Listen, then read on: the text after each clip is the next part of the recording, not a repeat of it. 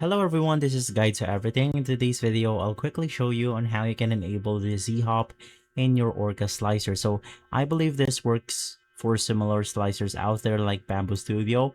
The first thing that you want to do is to just open up your project, and then you want to head over to your printer category, which is going to be at the top corner of your screen.